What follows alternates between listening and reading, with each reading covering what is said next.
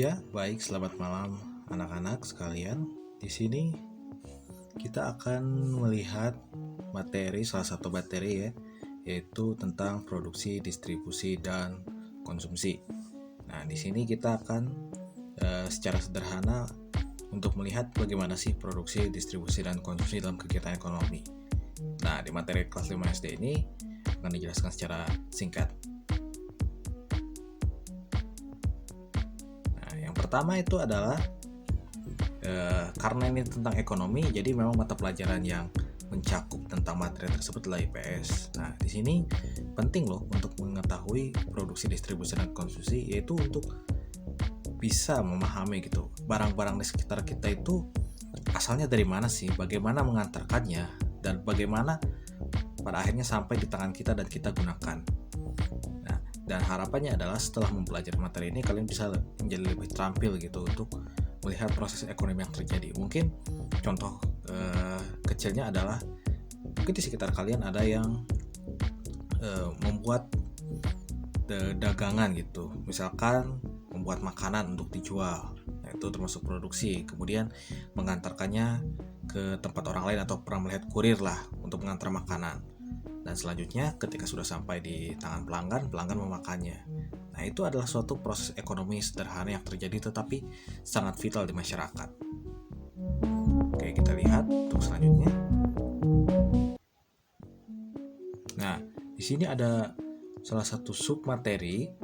Nah, maksudnya submateri ini kita akan membaginya dalam beberapa sesi. Yang pertama itu kita akan membahas tentang produksi, distribusi, konsumsi, dan contoh lain yang merupakan gambaran lain dari proses ekonomi yang terjadi. Yang pertama kita bisa melihat dari produksi itu singkatnya adalah menghasilkan barang jasa, distribusi itu mengantarkannya, konsumsi adalah menggunakan barang dan jasa tersebut. Dan contoh lain adalah kita akan menggunakan contoh dari pekerjaan yang melibatkan produksi, distribusi, dan konsumsi. Nah, yang pertama adalah produksi. Jika kalian bisa melihat, produksi merupakan kegiatan ekonomi yang menghasilkan barang jasa. Itu udah tebal ya tulisannya. Intinya adalah di sana, dalam rangka memenuhi kebutuhan hidup. Setiap orang membuat dagangan, atau misalkan untuk tenaga jasa, mengembangkan kemampuan mereka, skill-skill mereka untuk bisa memenuhi kebutuhan hidupnya dan melengkapi kebutuhan dari pelanggan-pelanggan mereka. Contohnya adalah memasak makanan yang dipesan. Tentu menghasilkan barang jasa yang sangat produktif dan berkualitas sehingga orang-orang menginginkannya untuk memenuhi kebutuhan hidup. Selanjutnya adalah distribusi. Nah, distribusi adalah kegiatan ekonomi berupa menyalurkan hasil produksi kepada konsumen.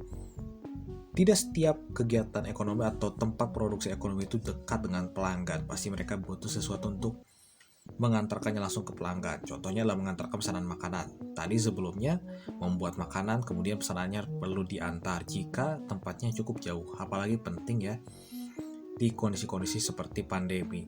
Tidak boleh ada kerumunan, bersentuhan tangan dan sebagainya. Jadi kehadiran para kurir untuk melakukan kegiatan distribusi sangatlah penting. Setelah distribusi, kita masuk ke kegiatan konsumsi.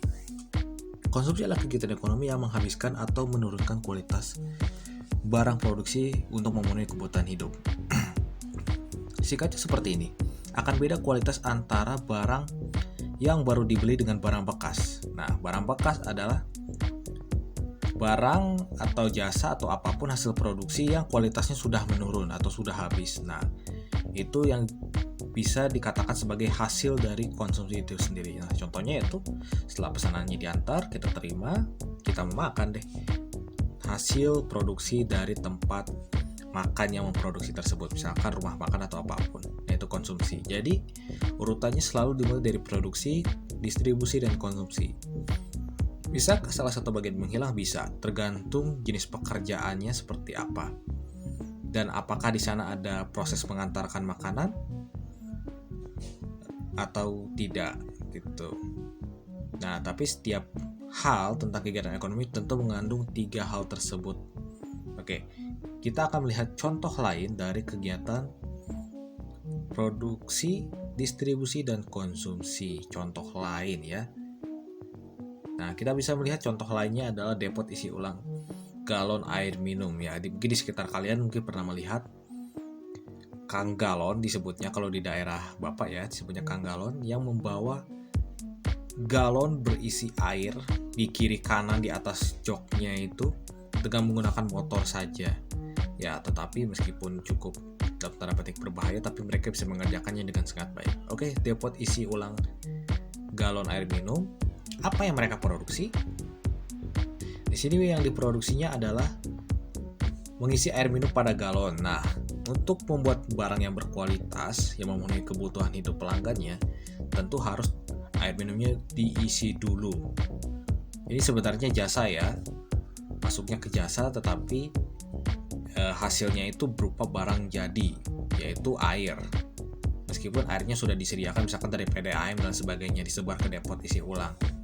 Nah, si penjual hanya perlu mengisinya saja. Itu termasuk produksi ya. Kemudian selanjutnya adalah distribusi. Nah, jika kita lihat pada gambar, itu adalah proses distribusi, mengantarkan galon-galon berisi air minum kepada pelanggannya. Dan setelah mengantarkannya, menggunakan air minum galon. Nah, kita sudah menerimanya, memasangnya pada dispenser misal, dan kita menggunakan air yang diantar tersebut. Baik, intinya adalah ketika kalian menemukan kegiatan di sekitar kalian, produksi, distribusi, konsumsi, itu adalah suatu kegiatan manusia, suatu budaya manusia, itu kegiatan ekonomi gitu.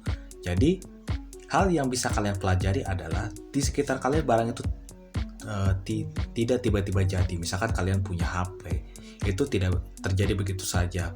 Misalkan mendapatkan makanan dari kurir, itu bukan sesuatu yang mungkin kurir baik, dia bikinin makan buat aku dan aku bisa memakannya, bukan, tapi dia mengantarkannya. Jadi kita harus memahami hal-hal yang cukup kecil tetapi penting bagi hidup kita. Nah, itu adalah salah satu bagian penting dari produksi, distribusi, dan konsumsi. Nah, di sini dari hal yang kita pelajari, kita perlu mengetahui bahwa barang yang kita konsumsi itu akan menurunkan kualitas dari barang tersebut. Jadi, ingat pesan Bapak, selalu jaga barang-barang yang kalian miliki, karena barang itu adalah barang yang berharga gitu. Dan kalian harus bertanggung jawab atas barang-barang yang kalian konsumsi tersebut. Jadi, terima kasih, sekian dari Bapak. Dan semoga kalian bisa belajar dengan lebih giat lagi.